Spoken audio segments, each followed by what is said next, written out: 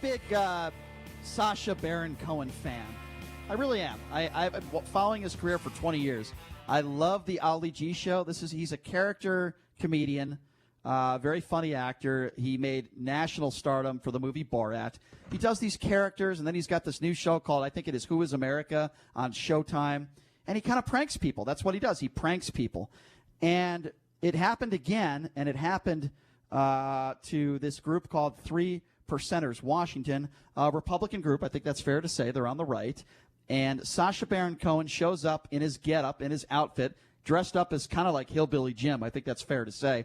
And he starts singing a song mocking Barack Obama and something along the lines of giving him the Wuhan flu. I want to play you a quick tidbit of this. Have a listen to this. This is Sacha Baron Cohen in disguise at this Three Percenters event in Washington. Have a listen to this. Obama, what we gotta do? Inject him with the Wuhan flu. Inject him with the Wuhan flu. Let's hear it.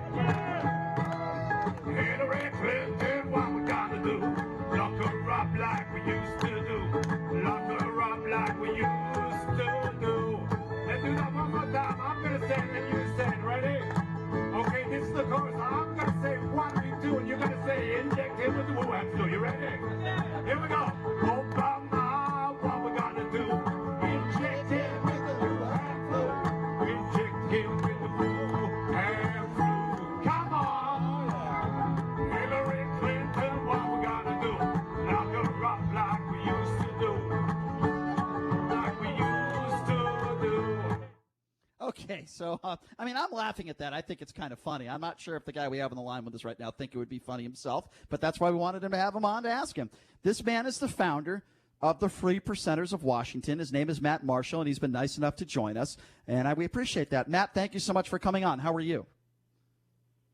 I'm doing well. Thanks for having me. Sure. Okay, so, Matt, when you hear that song, what goes through your mind? Well, there's quite a few things that I think about. First off is all the misrepresentation that happened with the initial reports. First, it wasn't a 3%er event. It was a nonprofit, standalone group called March for Our Rights that was a response to March for Our Lives from a few years back. Okay, fair enough. But the other thing that we hear about is, he was given a nice little call and response with a parody song, and everybody thought it was a joke at first until it started to turn, much more offensive. Mm-hmm. And we actually have some pretty good video that's not out there showing that there weren't lots of people calling back to him, even though that one clip you played, but it doesn't show the crowd. It sure sounds like people are calling back at him. So you're saying in that audio there were no people in the event that were singing along or clapping along? Because I'm just going by the audio, and you're right, I haven't seen the video. But certainly by listening to it, it certainly sounds to me that there were some people singing along. Would you not? I'm not saying that the majority of the people were supporting it or singing along, but can you at least admit that there were a few people that were at least yelling and chanting and singing to that song? I will say that there were people in that crowd that were yelling, but I'm going to qualify that with, right as he took the stage, the crowd swelled. The event was dying down. It was almost over, and the crowd swelled with people wearing masks. Now, this was partially a freedom rally, and I don't know that hardly any of the attendees were wearing masks. Mm-hmm. In the videos, you see a crowd swell of people that were masked up, and a huge entourage of media show up at the same time, right, which were clearly to record the event. So let me ask you this. With the casting calls and other things that we have evidence of now, that there were paid actors in the crowd. And I would challenge that any of the actual attendees sing along. Okay. Well, listen, I certainly don't know if that's do we have a dial tone there? I don't know where that dial tone is going. Sir, are you still there, Matt? Do we still have you on the line? Okay, we lost Matt Marshall. We'll get him back on the line. I think my next question to him was going to be, how did this all play a role?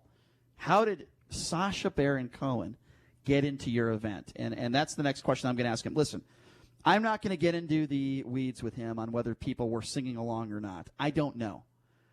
Certainly there were people singing along, whether they were paid actors or not. I don't know the answer to that. I suppose it's possible. But this wouldn't be the first time that Sacha Baron Cohen played a prank on somebody and exposed some people for being racist or exposed some people for their stupidity. Now, I'm not saying that the majority of the people in this group are that. I'm not making that claim. In no way, shape, or form am I making that claim. Here's what we do know. We know that Sacha Baron Cohen got into that event. Somehow, he was able to get on stage. What I want to know is, how the hell did he get on stage? So now that let's bring Matt Marshall back on the line. Matt, this was going to be my next question for you. I believe we have Matt back on the line. How did Sacha, obviously you didn't know this was Sacha Baron Cohen when he was booked. Can you explain to me how he got on the stage to begin with? Like, who did he have to go through in order to get up there? Well, there's a group set up as Back to Work USA, and they reached out and wanted to bring some musicians in. Signed Larry Gatlin of the Gatlin Brothers, signed the Olsen Brothers, a local band, and then set up some of the staging and stuff like that. It was a PAX, and they sent 2 females as the PAC representatives. Gotcha. Okay, well, yeah. Go ahead, sir. Sorry. They said they added a third band, and we didn't know who they were. They didn't give us a name, and that's how this third band ended up on the stage. Can you explain to me what his getup was? Because there's not a lot of people that have seen any video of this. We've heard that he looked like a guy dressed up as like a hillbilly Jim. I don't know. I haven't seen video. What did Sacha Baron Cohen look like? Well, he had like a blue overalls and a red button-up flannel shirt, clearly padding the belly there, and a fake nose. And when he first got up there, everybody was laughing. Like, it looked like it was going to be a comedy skit. We didn't know who the band was. We didn't know anything about it. So we expected a comedy skit. And I think that some of the critique is we let this go on for 8 minutes. Well, it didn't start overtly offensive. It started just like, this is a bad singer, a bad comedy act. Okay. Right. I have to ask you this. Can you, because you seem like you laugh a little bit at his get up and stuff. I listen to something like this, and I laugh at it because I think it's kind of funny. Because I don't think Sacha Baron Cohen is a racist. I am not going to sit here and say anyone in your organization is a racist. I'm not going to make that claim. I know some people might. I'm not going to do that. I don't know if people in your organization were singing or not. You say that you believe that they were paid actors and nobody in your organization were doing that. I'm going to take your word for it. But with that being said, as we look at all this stuff, Matt, can we just kind of look at this stuff, and can you just sit back and kind of laugh a little and say, you know what, we were duped? Because, we had Joe Walsh on the show yesterday. Matt, I don't know if you know who Joe Walsh is. He's a guy that ran for president of the United States, Republican Party. He was duped by Sacha Baron Cohen and for the Who is America show. And Joe can laugh about it now and say, yeah, he got me. I was duped. Are you able to have that attitude, or do you still hold some anger towards Sacha Baron Cohen?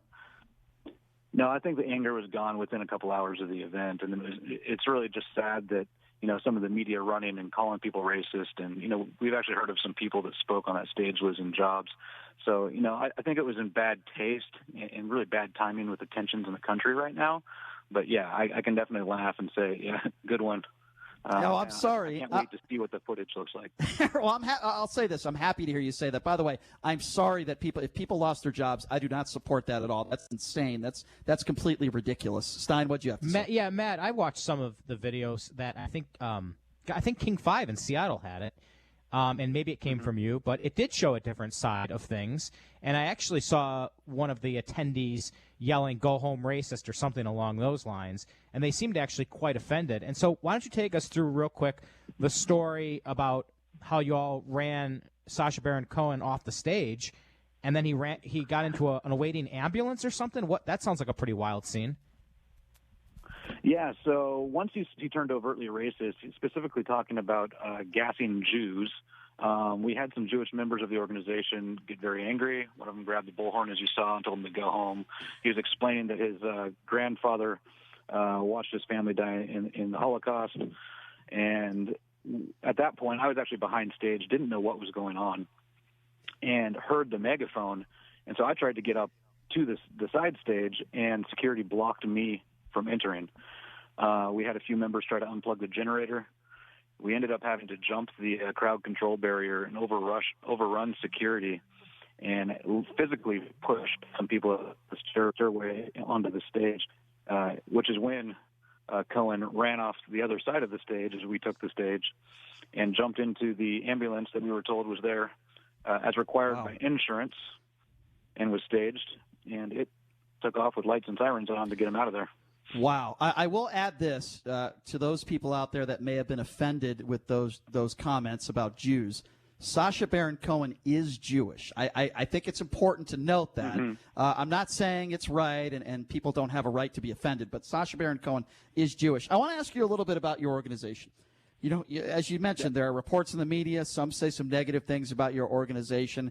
I want to give you an opportunity to respond and tell me what your organization is all about. Yeah, so I founded the Washington 3%, which is a 501c4 nonprofit organization and not affiliated with any other percent organization in the country. And they are a community-based organization that works primarily with homeless veterans, but then the mission statement is to support, prepare, and if the time ever came, defend their communities. So why is it you think that there are reports out there? And I don't know a lot about your organization. Why do you think there are reports out there that are negative? A militia, a group. I've even seen some reports that claim that you're a white supremacist group. And again, I'm just reading some of these articles, and I'm not saying that they're false or true. Or I just want to hear your side of it. Why do you think you're getting so much negative press? Well, because there have been people that have used the name 3%. So I use when you see 3%, it's almost like using the word patriot. And the word patriot could mean a football team. It could mean people that are on the right and support their country. And it could mean there are some white supremacist groups that use the term patriot in their name. So there's very different ideologies that fall under the 3% umbrella. Unfortunately, some of them, specifically 2017 and before, had done things and said things publicly that could be taken as racist. And we've actually put out very blunt statements disavowing those types of groups. The most famous one is Charlottesville. There were some 3% organizations that went to Charlottesville, and we firmly have stood against those groups and against the actions that transpired at Charlottesville. And I'm glad. I'm glad to hear you say that. I wanted to jump in and not to make this political. But as you know, there were Klan members there. There were neo-Nazis that were at that situation, and there were some good people there as well. I understand that. But when Donald Trump gets up there and says, "I think there are good people on both sides," can you understand why people were offended by the way he stated it? Oh yeah, it was terrible phrasing, which that also would not be the first time our president's had terrible words to be used when it wasn't what he I believe intended, but it came off wrong. Sure. Understandable. Is there anything else about your organization that you feel people should know? Oh, that we are all-inclusive. I mean, part of being a 501c4 and something we take near and dear to our hearts is that we accept people from all walks of life, regardless of race, creed, color, religion, sexuality, any of that. That is not what we are about, not what we base our values on. We believe in the Constitution and supporting and defending our community. I'm happy to hear you say that. I guess this would be my last question for you. If you had a chance right now to sit face-to-face with Sacha Baron Cohen, what would you say to him? Say, good one, you almost got us. Okay, hold on a second. I got to pull back a little bit there. I have to. He kind of did get you. Can we be honest? I mean, I know that he kind of forced him off the stage. But let's be honest here. He was on the stage for 8 minutes dressed up as Hillbilly Jim. You got to give him a little bit of credit, right?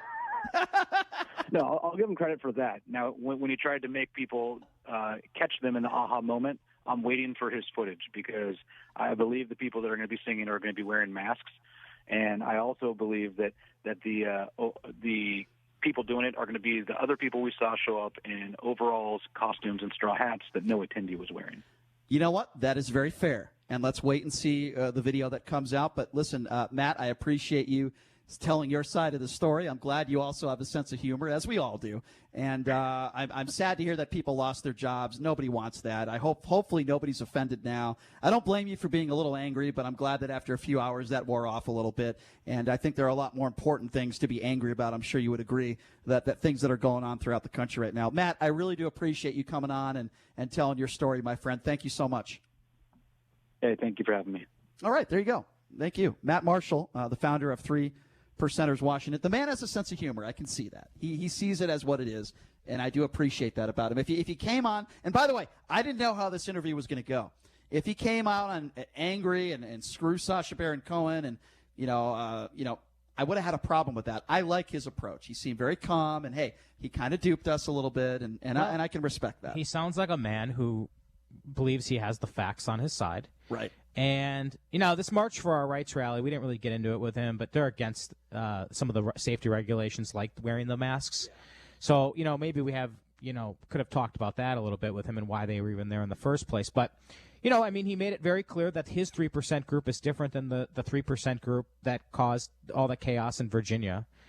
And he also claimed that the people in the crowd that were chanting and singing along were basically paid actors. Mm-hmm. He believes that. It's possible. And he says he's got the footage to prove it, that they did run him off the stage and they were very offended once the racist lyrics began. So, who knows? Maybe the truth is somewhere in the middle.